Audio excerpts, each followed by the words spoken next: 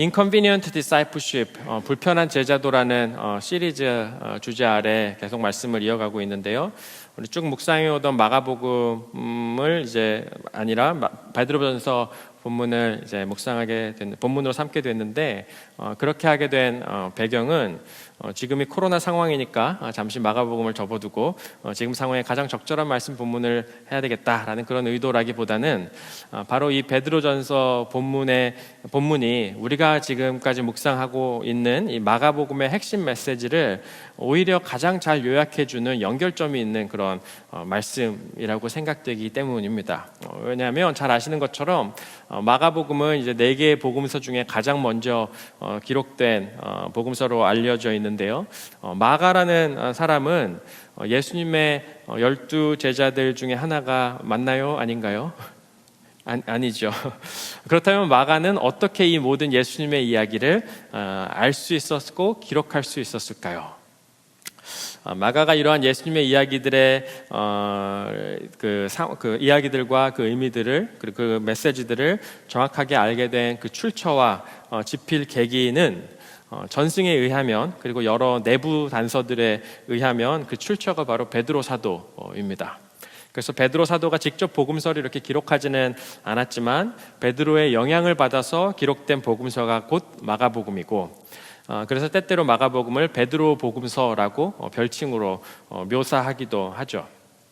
마가복음의 이야기가 예수님의 생애를 좀 쭉 소개해 주면서 우리에게 제자도를 요구하는 그런 문서라면, 베드로전서는 조금 더 그 예수 따르미들의 삶의 모습을 당시 초대교회의 어떤 상황들, 초대교회가 처해 있었던 구체적인 상황에 적용하여서 풀어서 설명해 놓은 서신서, 혹은 설명서라고 표현해도 과언이 아니겠습니다. 다시 말해서 마가복음이 이야기라면 베드로전서는 마가복음의 그 중심적인 메시지를 메시지 적용 주석, application commentary, 이렇게 표현해도 좋겠다 싶습니다.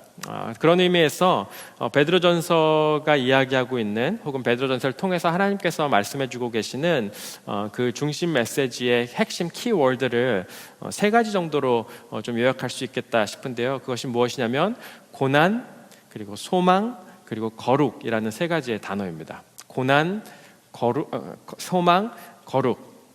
무슨 말이죠? 베드로전서의 그 수신자인 초대교회 교인들 1장 1절을 한번 보시면, 1장 1절은 없군요. 1장 1절을 보면 소아시아 지방에 흩어져 있는 그 디아스포라 유대인들이라고 표현하는데요. 그들이 흩어질 수밖에 없었던 이유도, 그리고 흩어진 곳에서 겪고 있는 삶의 그 처한 현실도 그 고난과 핍박이라는 현실이라는 점입니다. 그래서 1장 6절에 보면은 여러분이 지금 잠시 동안 여러 가지 시련 속에서 어쩔 수 없이 슬픔을 당하게 되었다 하더라도 기뻐하십시오 라고 그 서두를 소개하는데요. 여기서 잘 표현한 것이 여러 가지 시련 속에서 라고 했습니다. 그냥 하나의 시련이라기보다 여러 가지 시련이라고 표현했는데, 어떤 시련들은 불가항력적인 어떤 외부적 요소의 요인에 의한 그런 시련이기도 하고, 또 어떤 시련들은 종교적인 그들의 신념과 선택 때문에 주어진 내용이기도 하고, 또 어떤 시련들은 여느 공동체가 그러하듯이 교회 공동체 내에 있는 어떤 갈등과 어떤 내부적인 요인들로 인한 시련이기도 하고, 또 개인적으로 겪고 있는 어려움도 이 여러 가지 시련 속에 포함되는 내용입니다. 그래서 베드로전서의 어떤 주된 배경은 사실 그들의 그 종교적인 신념과 선택으로 인한 시련을 가장 메이저한 그런 서퍼링의 배경으로 보겠지만, 그로 인해서 파생된 여러 가지 또 다른 시련들이 있다는 점을 우리는 간과하지 말아야 할 것 같습니다. 실제로 초대교인들은 그 전승을 보고 또 기록들을 보면 믿음으로 인해서 직장을 잃기도 했고요. 또 조합, 그 당시에 이런 조합들, 길드들이 있었는데 조합에서 퇴출당하는 일들도 벌어졌고, 또 불이익을 당하는 일들이 빈번했는데요.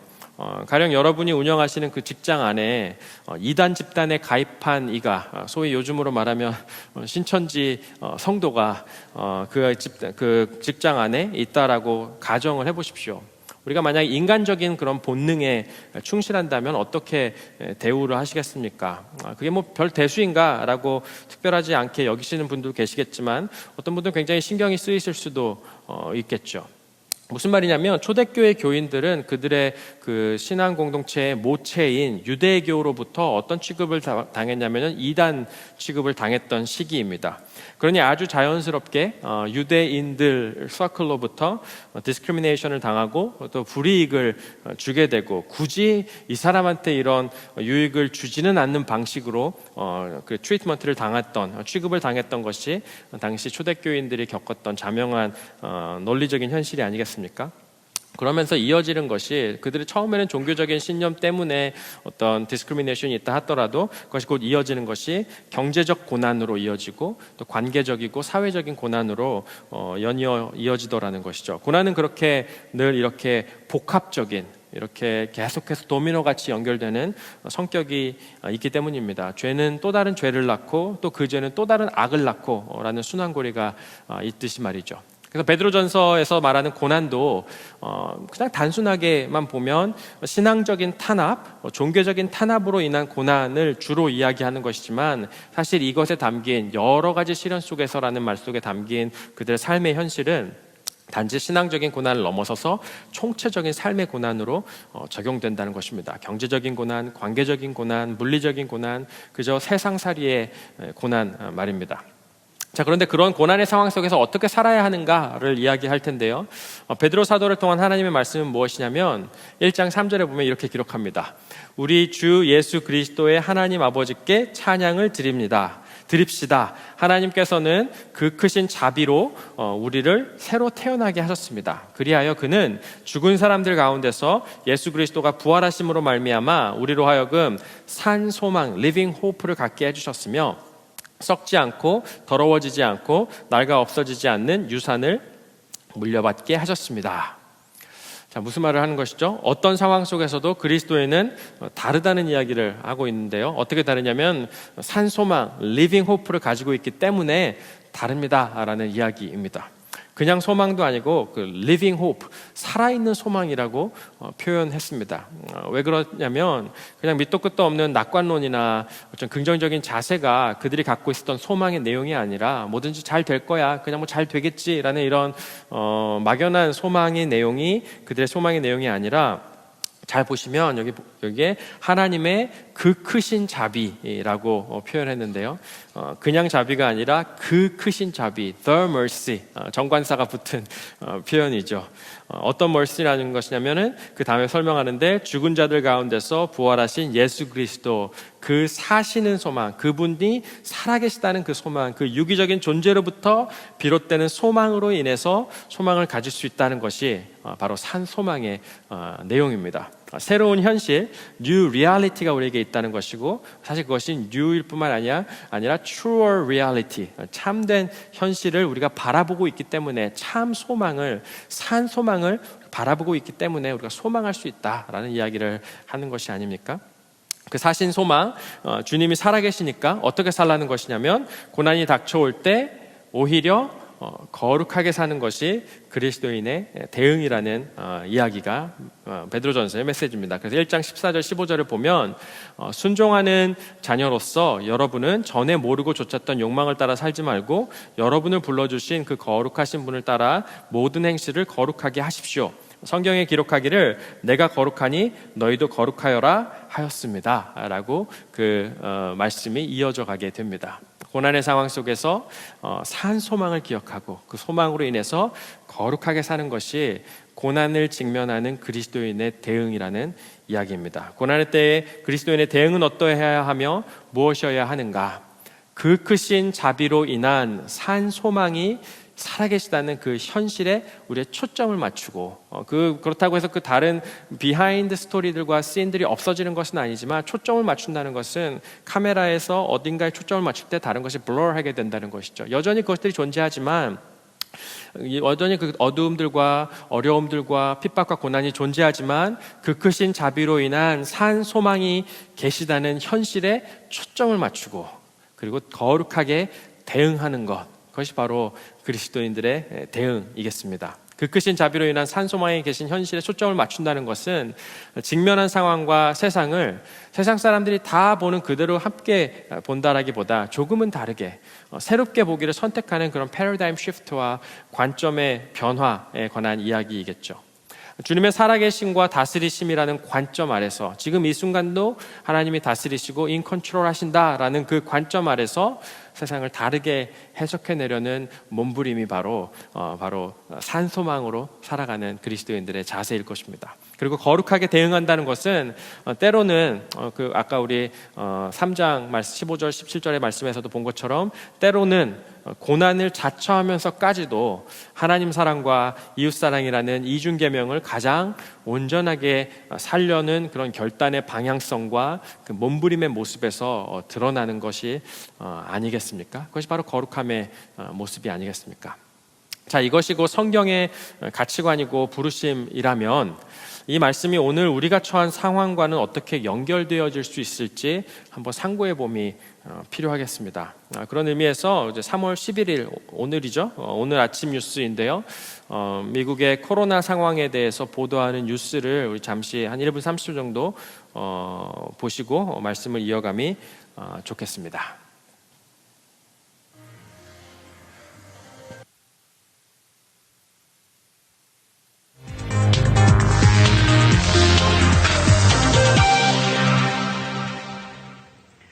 중국을 포함한 전 세계 코로나19 확진자 수 이제 12만 명에 육박하고 있습니다.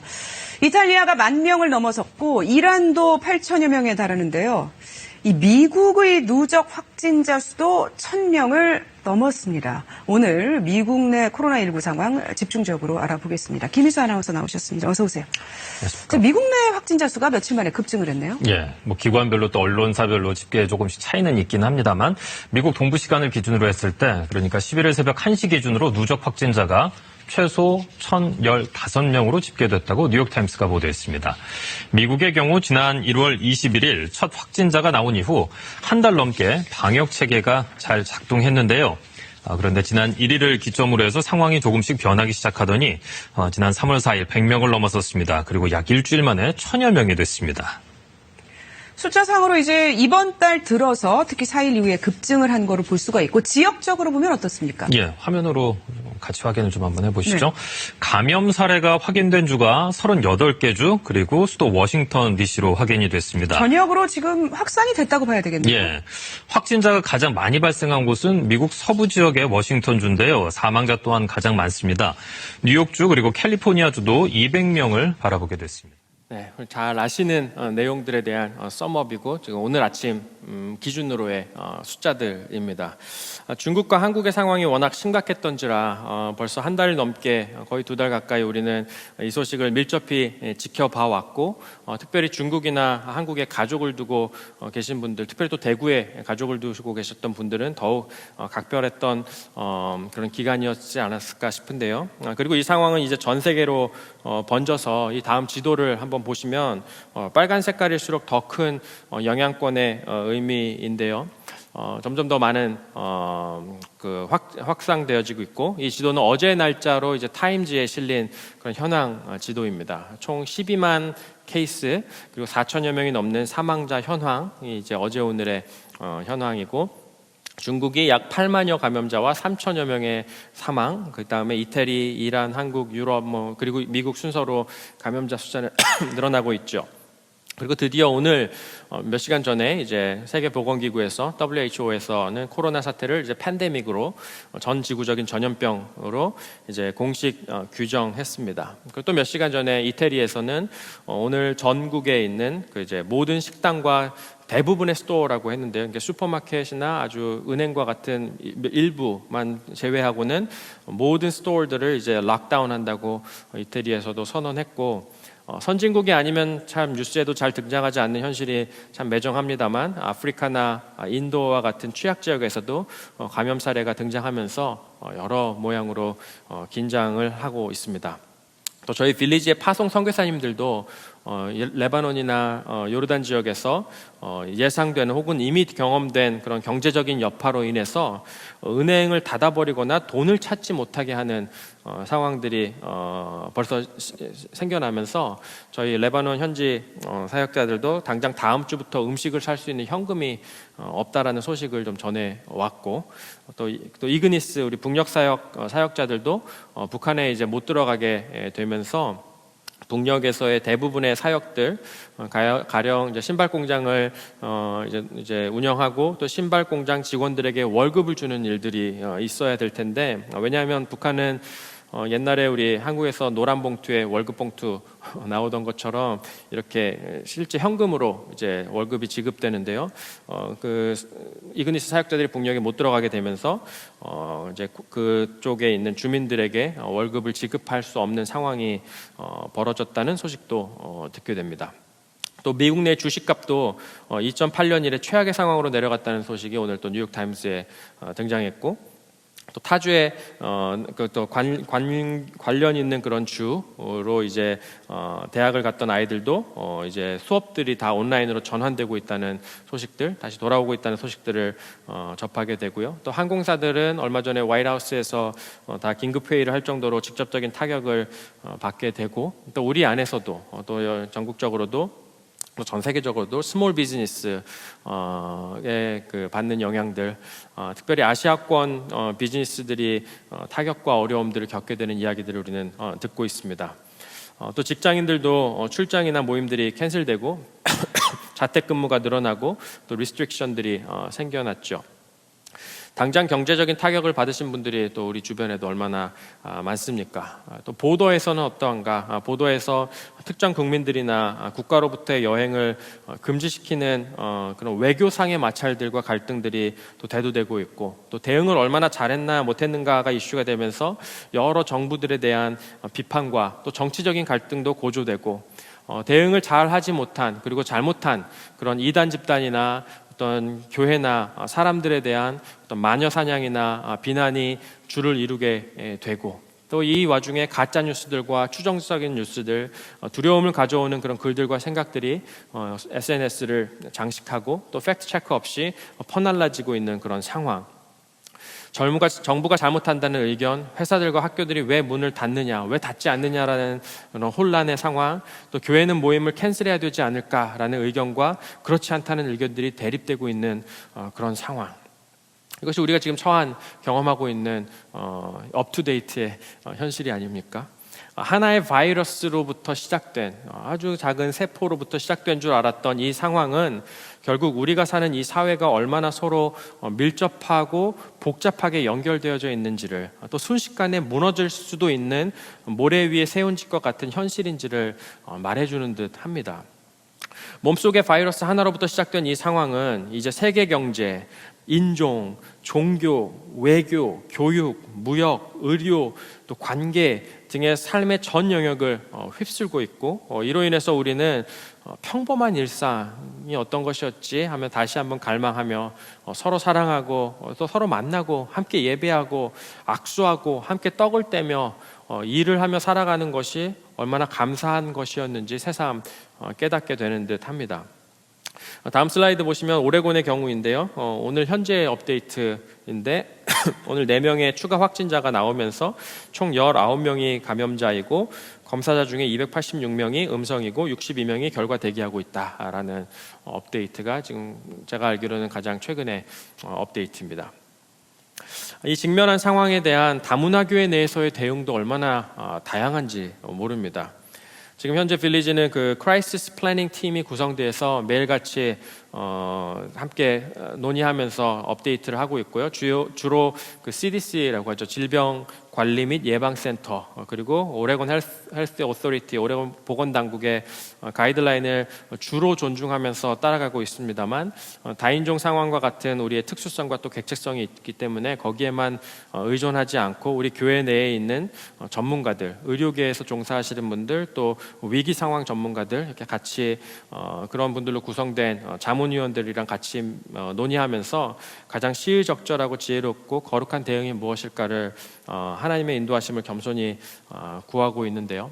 뿐만 아니라 그 자문위원으로 참여하고 있지는 않아도 의료계에 종사하고 계신 성도들의 의견도 좀 계속해서 인포멀하게 더 크라이시스 플래닝 팀에서 여쭙고 있는데 지금 현재로서는 제가 오기 전까지 이제 확인한 바로는 모두가 지금 현재로서의 대응이 적절한 것 같다라고 동의하고 지지하고 있다는 점에서 이 컨틴전시 플랜 대처 매뉴얼을 함께 만들어가고 있고 계속해서 또 개정하고 있고 민감하게 대응하고 있습니다. 언제 또 이것이 발전할지는 모르겠습니다만은 담당자의 경우는 밤에 잠도 쪽잠밖에 못 자면서 최선을 다해서 업데이트를 하고 모니터링하고 있지만 그럼에도 불구하고 완벽하지 않을 수 있고 또 아무리 완벽하게 대응한다 한들 하나님의 보호하심 아래 있는 것일 테니 함께 그 팀을 위해서 우리 함께 기억하시면서 기도해 주시면 감사하겠습니다. 저는 이 작금의 이 상황이 마치 중간고사처럼 느껴지는 부분이 있습니다. 어떤 의미에서 그렇냐면은 갑자기 코로나로 인해서 세상이 막 깨어지기 시작했고 문제가 막 발생하기 시작했다라기보다는 그 문제들과 그 불안감들은 늘 있어 왔는데 없는 듯하게 살아왔고 또 감추어진 채 살아가다가 이 코로나라는 현실이 갑자기 그 트리거가 갑자기 주어지자 갑자기 많은 것들이 수면 위로 떠오른 듯한 그런 상황 말이죠. 우리가 처해져 있는 이 상황을 보면서 인간이 이런 존재구나, 세상이 이렇게 연약하고 무너질 수 있는 세상이구나 라는 점들을 관찰해야 하는 것이 우리가 처한 현실이 아닐까 싶습니다.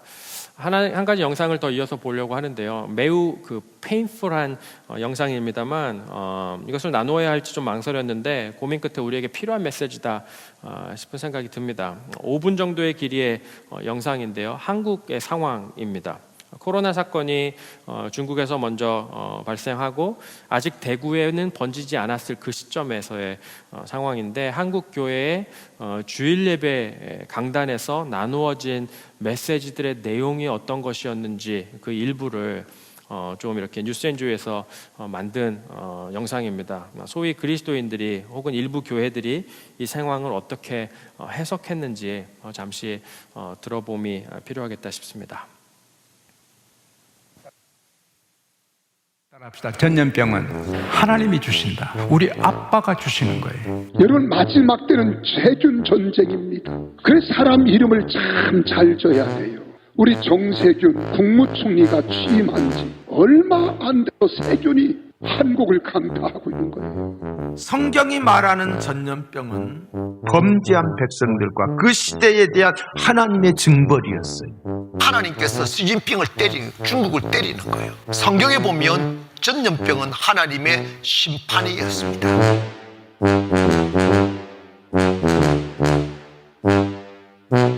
얼마 전부터 중국 정부가 교회를 탄압합니다. 선교사를 추방합니다. 그리고 교회를 폭파시킵니다. 산시성에 2004년도에 큰 교회를 지었는데 중국 공산당 길에 걸림돌이 된다고 다이너마이트로 교회를 폭파했습니다. 하나님이 보시는데 하나님의 교회를 폭파시킵니다. 그때 하나님이 괘씸하다, 괘씸하다 이렇게 하신 것 같아요. 굉장히 조심스럽지만 저는 전염병은 하나님이 주시거든요. 따라합시다. 전염병은 하나님이 주신다. 우리 아빠가 주시는 거예요. 그래서 우리가 무서워하고 두려워하면 안 되는 거예요. 너희 머리카락 하나도 상하지 않는다. 할렐루야. hair of your head will not perish. 우리가 전염병에 휩쓸어도 두려워하시면 안 됩니다. 따라합시다. 조심은 해도 담대하자. 네, 아버지가 하고 계십니다. 여러분, 오늘 우리도 지금 중국의 우한 폐렴 때문에 두려워합니다. 보세요. 얼마나 많이 빠졌는가. 얼마나 많이 결석자가 많은가. 두려운 거예요. 두려운 거. 여러분, 마지막 때는 세균 전쟁입니다. 그래서 사람 이름을 참 잘 줘야 돼요. 우리 정세균 국무총리가 취임한 지 얼마 안 돼서 세균이 한국을 강타하고 있는 거예요. 중국 시진핑이 하나님 눈에 악한 정책을 만들었어요. 교회를 핍박하고 깨트리고 중국에 있는 한국 선교사 다 내쫓는, 그랬더니 지금 중국에 전염병이 터졌고 중국 지도자 하나가 기독교를 말살하는 정책을 만들므로 인해서 지금 중국에 저렇게 전염병이 창궐하고 사람이 죽어나가는 이런 일들을 우리는 영적으로 해석할 수 있어요. 우한폐렴이라고 하면 될 것을, 그런데 그걸 굳이 신종 코로나 바이러스, 어르신들은 뭔 뜻인지도 몰라.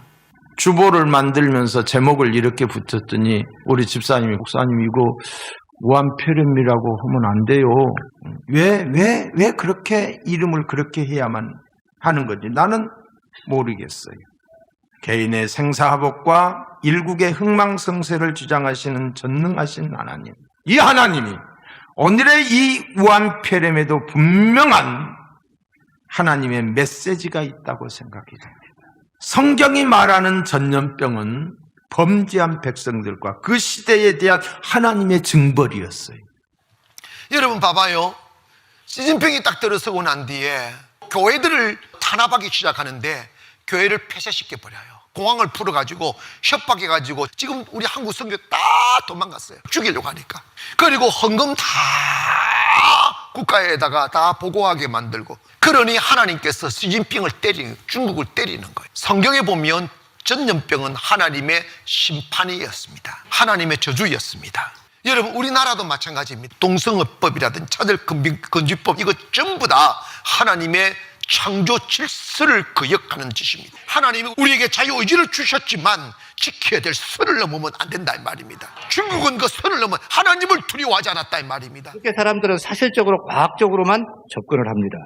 그 너머에 있는 신앙의 영역, 영적인 영역은 생각하지 않습니다. 신종 코로나의 확산으로 수많은 사람이 고통 가운데 있는데 정말 하나님과 관계없는 일일까요? 전혀 관계가 없다는 생각은 바로 신앙과 관계없는 이 세속주의적, 인본주의적 과학지상주의 사고방식인 것입니다. 죄에 대한 하나님의 심판의 결과가 전염병이라는 것입니다. 그렇다면 왜 유독 중국 우한시에서 이런 신종 코로나가 발병했을까요? 그 근본적인 이유는 중국 지도자에 대한 하나님의 진노하심이었음을 깨달아야 됩니다. 공교롭게도 중국 공산당의 종교정책 시범도시로 지정이 되어서 중국에서 가장 교회 핍박이 심한 도시가 어디냐? 우한시였습니다. 우한시에서 교회를 핍박하는 종교정책을 시행하는 제일 높은 공무원 책임자가 이번 전염병으로 죽은 공무원 사망자 제1순위였다는 것입니다. 생각이 있으면 생각해 보십시다. 우연도 이런 우연의 일치가 없다는 거죠. 우리나라도 죄가 넘쳐나고 있어요. 간통죄를 폐지했습니다.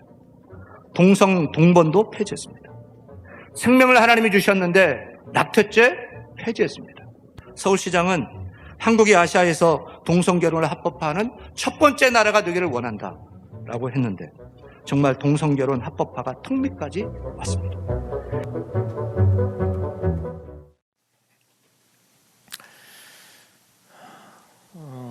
1분짜리 길이로 재편집해서 보여드리는 것이 낫지 않을까 싶다가 5분짜리를 다 보여드렸는데요. 그렇게 한 이유가 있습니다. 영상을 시청하시는데 어떤 느낌이 드셨는지요? 저는 처음에는 헛웃음이 나왔고 그거 좀 지나니까 이제 화가 났고요. 그게 또 지나니까 이제 울음이 났습니다. 이분들 중에는 제가 개인적으로 아는 분도 계신데 죄송한 말씀이지만 하나님의 말씀이 정말 그러한 것인지 그렇게 생각할 수 있고 그렇게 질문해 볼 수 있다고 생각합니다만 정말 그게 단정지어서 설명할 수 있는 것인지 어떤 부분이 참 공감이 되지 않고 동의가 되지 않는 부분들이 많습니다. 중국을 심판하시려고 또 우한 지역을 이 죄를 범해서 하나님이 그곳을 치신 것이라는 논리를 대구 목사님이 말씀하셨는데 그로부터 며칠 뒤에 대구에서 그 일이 발생한 점을 어떻게 해석해야 할지, 또 국무총리를 잘못 뽑아서 그랬다는 이 지극히 정치적인 기독교의 모습이 정말 복음의 내용이고 복음적 사고방식인지 우습다 못해서 화가 나고 또 울음이 나더라는 것이죠. 슬라이드를 주시면 10여 년 전에 한국교회에서 유행했던 책 중에 한 권입니다. 예배에 목숨을 걸라. 부제를 보면 성령님이 나를 만져주시는 결정적인 시간이라고 하면서 예배가 생명줄이라고 했는데 다 맞는 말입니다. 예배가 중요하죠. 그런데 여기서 말하는, 여기에 내포되어 있는 그 예배는 도대체 어떤 의미의 예배인가 다시 한번 질문해 보게 됩니다. 주일날 다 같이 만나서 뜨거운 찬양과 현란한 악기와 감동적이고 마음에 찔림이 있는 메시지와 눈물이 찔끔 나는 그런 회개의 기도로 채워진 그 형식으로 규정되는 그 예배가 예배라고 불러온 것은 아닌지, 그것에 목숨을 걸라는 이야기는 아닌지 말입니다. 그것도 예배 일부이고 그것도 너무 귀한 것이지만 그것이 예배의 본질이라고, 예배 전부라고 그동안 우리가 생각해 오진 않았는지라는 질문을 이번에 하게 되는 것이죠.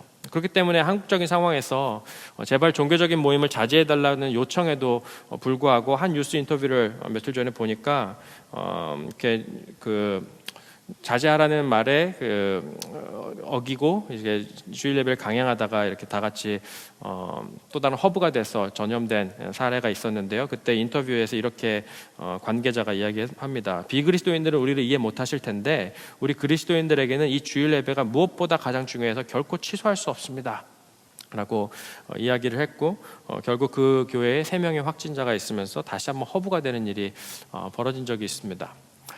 이 말씀을 드리는 이유는 무슨 말이냐면, 코로나가 누구를 이렇게 지금 비난하려는 의도라기보다 코로나가 마치 중간고사와 같이 느껴진다는 그런 말씀을 드리고자 하는 것입니다. 목사님들이 실수로 갑자기 이 현상 하나의 그 한 차례의 해석 자체를 잠깐 틀리게 하셨다라는 그런 의미라기보다, 사실 우리 많은 그리스도인들이 이렇게 생각해 왔었고 이런 식으로 가르쳐 왔었고 이런 식으로 믿어 왔었던 부분이 이번에 수면 위로 드러나게 되는 것이 아니냐는 것이죠. 주일 예배에 대한 신학도 이 주일 예배 11시 예배가 아니면 예배가 아니다라는 그런 신학이 어떤 맹목적인 문화적인 신념들이 결국 타협할 수 없는 모임 강행으로 이어지는 것이 이번에 우리가 스스로 자각하게 되는 어떤 모양이 되지 않았냐는 것입니다. 그런 의미에서 참 중간고사 같이 느껴집니다.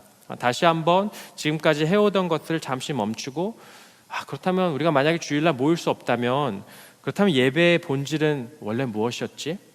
모이지 못하는 상황이라면 대체할 수 있는 가장 본질적인 예배의 요소는 무엇일까? 라게 다시 한번 고민하게 만들어주는 그런 중간고사. 교회가 만날 수 없다면, 그리고 교회가 이런 상황 속에서 어떤 존재가 되어야 되지? 교회는 왜 존재해야 되고 본질이 무엇이지? 라고 질문을 할 수밖에 없는 그런 중간고사와 같은 계기 말이죠. 그래서 다음 슬라이드를 주시면, 어떤 이들은 주일 예배에 목숨을 거는 것이 참된 기독교이고 예배라고 말하고, 어떤 이들은 이 옆에 있는 책의 조그만 제목처럼 세상에 생명을 주는 것, 소망을 제시할 수 있는 것이 곧 예배의 본질이다 라고 말하는 상황 속에서 똑같은 형식과 똑같은 모습으로 그동안 우리가 예배를 드려왔지만, 사실은 그 예배에 담겨 있었던 마음가짐과 자세와 신학은 참 많이 달랐다는 점이 수면 위로 드러나게 되는 중간고사가 아닌가 싶습니다.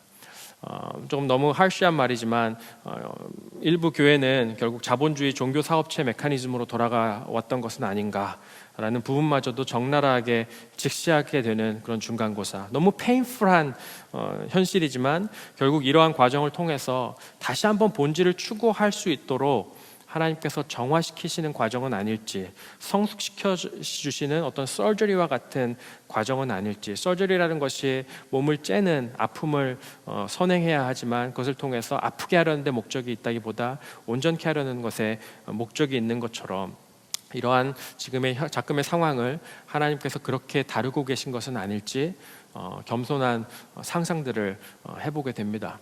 14만 4천 명에 들지 않으면 구원을 받을 수 없고, 그 구원에 들기 위해서는 거짓을 말하고 전도를 해야 한다고 가르쳐온 신천지라면, 그렇게 거짓과 분노 마케팅으로 이끌려오던 이단 집단이 수면 위로 떠오르면서 그리스도인들이 이 상황을 대응하고 성찰해야 할 것은, 그러니까 저 나쁜 사람들 때문에 이 나라가 이렇게 되었다라는 비난과 질책이라기보다, 거짓과 분노 마케팅으로 키워져 온 그 이단 집단처럼 우리도 역시도 분노 마케팅에 휩쓸려서 마녀 사냥하듯이 그들을 잡는다기보다, 물론 그러한 잘못된 가르침들은 비난받아야 하고 없어져야 되고 무너져야만 합니다만, 하지만 이 계기를 사용해서 과도한 분노 마케팅으로 마녀 사냥을 한다든지 법을 지키는 것이 중요하지만 법을 남용하여서 오버유스하여서 공격한다든지라는 기회로 삼는다면, 우리도 저들이 그동안 사용해 오던 거짓과 분노 마케팅의 방법론과 무엇이 그렇게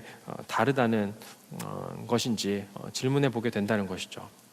그리스도인들이 지금 이 상황 속에서 가장 추구해야 할 그런 밸류는 무엇일까?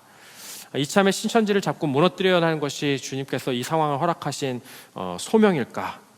그것도 중요한 것이겠습니다만 그보다 더 중요한 것을 놓치지 말아야겠다는 것입니다.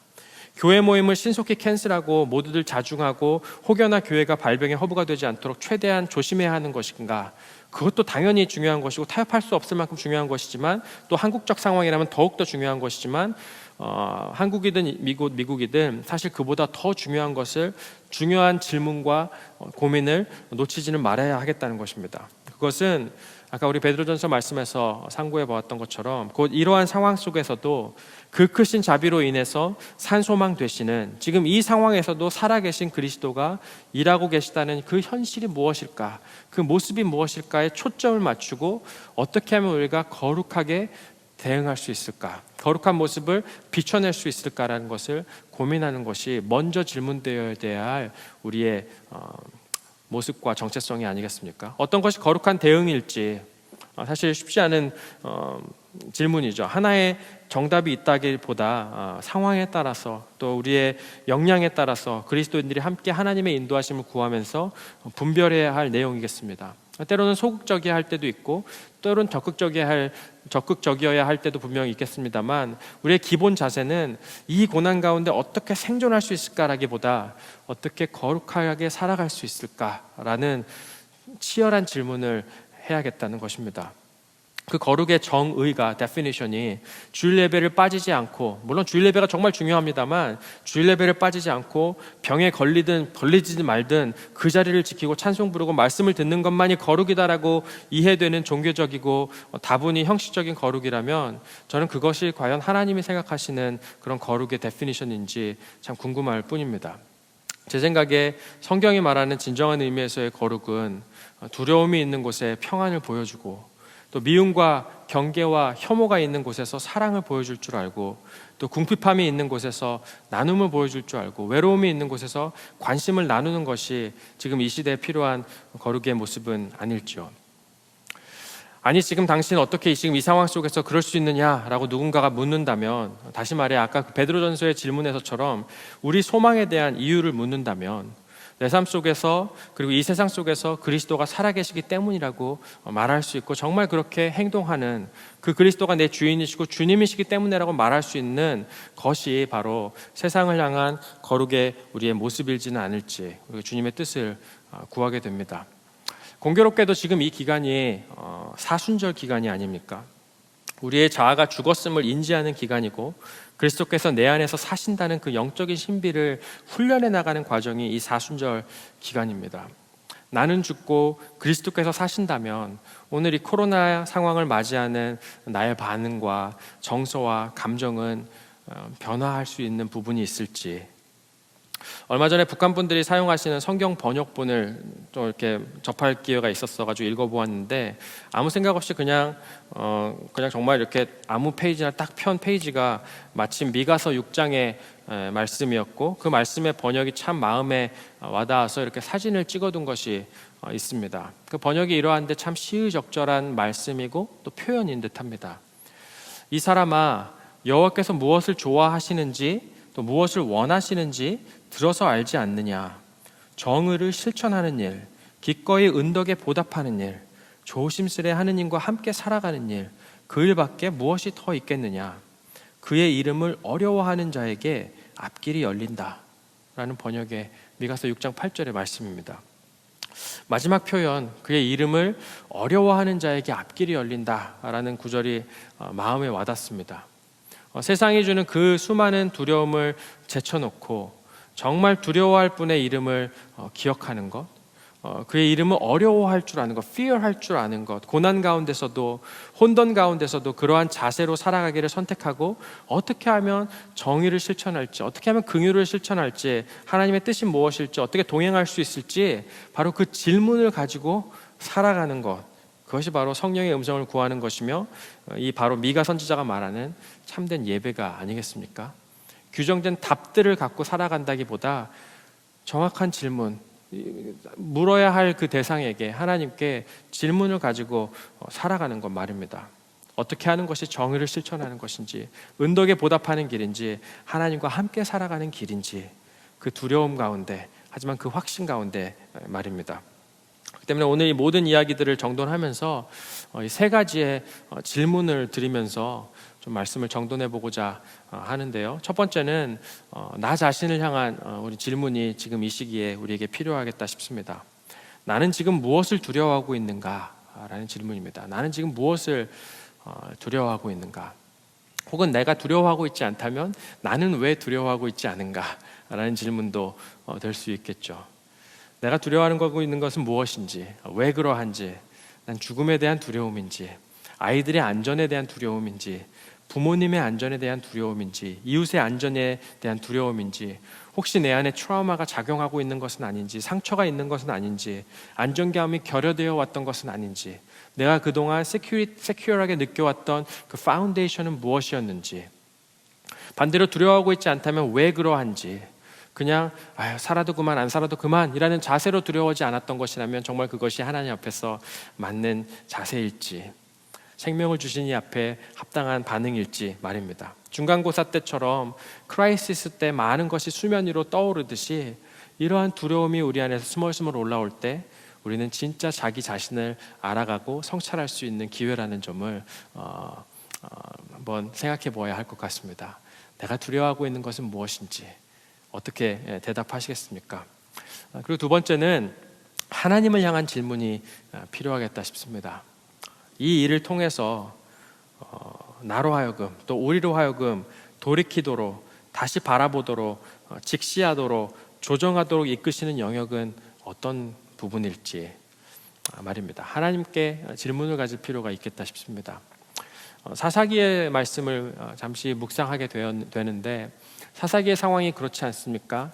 이스라엘 백성이 하나님 앞에 범죄하였을 때 하나님께서 블레셋 사람들을 보내어 그들을 치게 하심에 이스라엘 사람들이 그때 하나님께 부르짖어 주님 우리에게 사사를 보내주십시오 라고 해서 또 한 사람의 사사를 일으키시고 그 사사가 그 블레셋을 무찔렀을 때 그 땅에 비로소 평안이 있었더라 라는 이 사이클이 계속해서 반복되는 것이 사사기의 역사가 아닙니까? 그런데 잘 생각해 보면 어떤 상황이 발생했을 때 이스라엘이 정말 질문해야 했었던 것은 블레셋을 무찔러 주십시오라는 것에 국한되어 있기보다 하나님 앞에 어떤 범죄를 우리가 했었을까라는 질문이 그들에게 먼저 필요했던 것처럼, 그것이 사실 정말 더 중요했던 질문이었던 것처럼 우리가 기도할 때도 이 상황에서 우리를 건져내어 주십시오라는 기도를 당연히 하게 되지만 그 이면에 있는 하나님께서 이 상황을 통해 우리에게 말씀하고자 하시는 그런 음성과 부르심은 무엇인지 초점을 맞추고 어웨어할 수 있는 그런 센시티비티가 우리에게 필요할 것 같습니다. 정작 돌이켜야 할 것은 생명에 대한 우리의 자세, 다시 한번 바른 삶을 살아가고 일상을 감사하는 삶에 대한 자세, 생태계를 향한 존중과 보호의 자세, 또 자본주의와 가난한 자들을 향한 관심과 또 연약한 자들에 대한 배려를 우리가 놓치지는 않았는지 다시 한번 질문해 보면서 하나님께서 우리에게 주시는 메시지는 무엇일지 질문을 가지고 성찰함이 우리에게 필요하겠다 싶습니다. 또 세 번째 질문은 이웃을 향한, 또 세상을 향한 질문이 우리에게 필요하겠습니다. 지금 이 상황 가운데 피해 입은 자는 누구고, 두려워하고 있는 사람은 누구고, 도움이 필요한 사람은 누구인가? 우리가 사실 바로 한 달여 전에 함께 고민했던 부분이 아닙니까? 응보적 정의와 회복적 정의에 대해서 우리가 함께 고민했었는데요. 응보적 정의는 누가 잘못했는가라는 잘잘못을 따지거나 책임론에 국한되는 것이 아니라, 회복적 정의라의 관심은 무엇이냐면 그것이 한층 병행돼야 할 텐데, 회복적 정의란 누가 피해를 입었는가, 누구에게 어떤 위로가 필요하고 어떤 보상이 필요하고 어떤 대책이 필요할까라는 관심을 갖는 것이, 그렇게 균형 잡힌 시각을 갖는 것이 성경적인 정의의 대응법이라고 우리가 바로 한 달여 전에 생각하지 않았습니까? 잘잘못을 따지는 것에 국한되어 있기보다 피해자가 누구인지, 지금 우리 근처에서 이웃들 가운데 상처받은 이가 누구인지, 아파하는 이가 누구인지, 난처해하고 있는 이가 누구인지 돌아보는 것, 그것이 실제적인 도움을 함께 구해보는 것이 그 미가서가 말한 정의를 행하고 살아가는 참된 예배의 정의이겠다 싶습니다. 제임스 히큐라는 아시안 아티스트의 그림이 참 인상적입니다. 선한 사마리아인의 그림인데요. 여기 보시면 사마리아인의 비유를 그리면서 마스크를 쓴 두 사람을 그려놓은 장면이 참 인상 깊습니다. 그러면서 이 아티스트는 우리에게 이야기하고 있는 것이죠. 이 시대의 선한 사마리아인은 누구며 우리의 정말 이웃은 누구이겠습니까? 라고 질문하는데, 이 그림을 통한 예수님의 질문, 너의 이웃은 누구이냐? 라는 질문에 우리는 뭐라고 대답해야 할지, 그 질문을 가지고 살아갈 수 있는 우리가 되면 좋겠습니다. 지난주에죠. 우리 나눔방에서 우리 나눔방 커리큘럼을 따라가신 지체들은 그 나눔방 내에서 이 코로나 상황을 우리가 어떻게 이해해야 할지, 또 어떻게 주님의 인도하심을 구하며 기도해야 할지라는 것을 같이 고민하고 기도문을 이렇게 적으신 나눔방들이 있는데요. 이 다음 슬라이드를 주시면 어떻게 기도해야 할지 굉장히 많은 기도 제목들을 전해 주셨습니다. 그래서 제가 방장님들께 부탁드려서 어떻게 기도하시기를 원하시는지 같이 컬렉트 해봤는데요. 그 중에 일부인데요. 하나님 앞에서 나약한 존재인 것을 우리가 스스로 발견할 수 있기를, 서로 증오와 경계하는 것이 확산되지 않고 최악의 상황이 되지 않도록 보호하시기를, 소외된 자들, 약자들을 보호하시고, 그리고 큰 두려움과 불안 가운데 있는 사람들을 위한 중보가 필요하고, 또 신속한 백신 개발과 치료제 개발이 필요하고, 또 일선에서 수고하는 의료진의 건강 보호와 평안을 주시고 힘을 주시도록, 행정 담당자들에게 지혜를 주시고 재정 확보와 집행이 공정히 이루어지기를, 또 한국에 계신 부모 형제의 건강과 이 시기를 잘 넘어가실 수 있도록 도우시기를, 직장에서 많은 사람들이 마주할 때 우리 공동체의 지체들이 건강하도록, 또 불안과 혐오, 소외가 극단으로 표출되어져 가는 이 상황 속에서 주님의 백성이 걸어가야 할 길을 함께 찾고 일상을 통해 매일 가르쳐 주시기를, 모두가 어지러운 이 주변 상황에 동요되지 않고 주님 안에 거하기를, 불신과 이기심이 난무하는 가운데 신뢰와 배려의 선한 영향력으로 덮어가기를, 또 기부금이 필요한 사람들에게 꼭 이제 전달되고 또 필요한 물품들이 구비될 수 있기를 등등의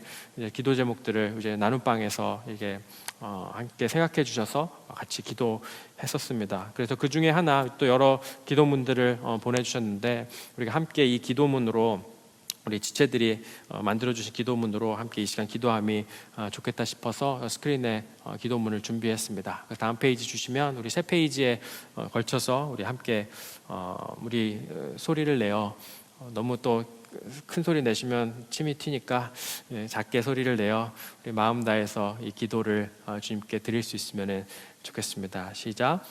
주님, 세상이 시끄럽습니다. 아침이면 무슨 새로운 정보가 있나 찾아보고 잠깐 걱정이 내 마음에 스며듭니다. 그리고는 다시 하나님이 누구이신지, 어떤 분이신지 말씀을 기억해 봅니다. 이런 때에 나의 마음의 중심에 주님이 계심을 기억하게 하시고 세상의 두려움에 함께 휘둘리지 않도록 나를 권고해 주세요.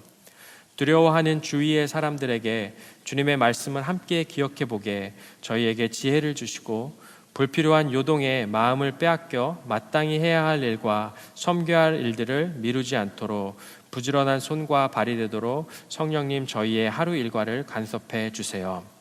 주님, 사람들이 두려워 떨고 있습니다. 정말 두려워해야 할 분은 하나님이신데 우리는 바이러스를 두려워하며 사재기를 하고 서로 만나기를 꺼려하고 있습니다. 하나님은 우리의 힘과 도움이시며 환난 중에 우리의 힘과 도움이십니다. 주님의 지혜가 필요합니다. 이럴 때 그리스도인은 무엇을 해야 하는지 알게 하시고 우리의 모든 말과 행동이 하나님의 뜻에 맞춰져서 행할 수 있는 믿음을 허락해 주세요. 지금 이미 아파하고 계신 분들과 치료하시는 분들께 하나님의 함께하심과 사랑과 은혜를 알 수 있게 하시고 힘겨운 시간에 의지하고 힘을 얻을 수 있도록 함께 해주세요. 우리는 생각이 부족하여 무엇을 할 수 있을지 도무지 알 수가 없습니다. 다시 한번 주님의 지혜를 구하오니 그리스도인이 어둠 가운데 빛이 되는 길을 알게 하시고 깨달았음에도 게으름이나 하지 않아도 되는 핑계를 대며 주저앉아 아무것도 하지 않는 비겁한 그리스도인이 아닌 믿음으로 행하여 빛으로 드러나는 주님의 자녀답게 누리는 삶으로 인도하여 주세요. 주님의 일하심을 함께 알고 보고 경험하여 감사가 넘칠 수 있도록 은혜를 베풀어 주세요. 예수님의 이름으로 기도합니다. 네, 제가 이어서 한 번 더 기도하고 오늘 마치도록 하고 그 다음에 개인의 기도 시간으로 이어가도록 하겠습니다. 하나님 아버지, 우리가 코로나 바이러스로 인한 전 세계적인 팬데믹 사태를 겪고 있습니다. 이 사태를 속히 진정시켜 주시기를 원합니다. 지금 고통하는 이들, 또 치료를 위해서 애쓰는 이들을 주님 도와주십시오. 그러나 주님, 이런 사태가 하나의 그냥 힘든 사건으로만 추후에 기록되지 않게 하여 주십시오. 이런 사태가 주는 하나님의 교훈을 깊이 새길 수 있도록 하여 주시고, 이것을 통해서 신의 위치에 올라 교만해진 인간들이 창조의 정한 선을 넘지 말라고 경고를 듣고 그 삶의 방식을 필요한 곳에서 고치고 돌이킬 수 있도록 인도해 주십시오. 이번 사태를 통해서 전 세계의 교회가 그동안 말씀을 제대로 전하지 못하고 또 잃어버린 영혼에 대한 전도의 열정을 상실한 채 종교적 신앙의 매너리즘에 빠져 살았음이 없는지 회개하고 돌이키도록 인도해 주십시오. 무엇보다 이번 상황을 통해서 우리를 새롭게 해 주십시오. 우리가 정말 두려워해야 할 것이 무엇인지 깨닫게 하시고, 우리 안에 이미 확산되고 있는 이기심과 분열과 정죄와 탐욕과 절망과 좌절의 바이러스들을 알게 하여 주시되, 복음의 빛 안에서 내 안에 영적 바이러스를 찾아내고 복음의 백신으로 치유될 수 있도록 인도해 주십시오. 그리하여서 코로나 사태가 한 번에 지나가는 사건으로 그치지 않고 세상과 교회와 우리에게 각성과 돌이킴을 주는 계기가 됨으로써 더 큰 사건을 예방하고 산 자들이 올바르게 살 수 있도록 만드는 합력하여 선을 이루시는 하나님의 도구가 되기를 원합니다. 이 상황 가운데 여전히 주 되시고 역사하고 계시는 우리 주님 예수 그리스도의 이름으로 기도했습니다. 아멘.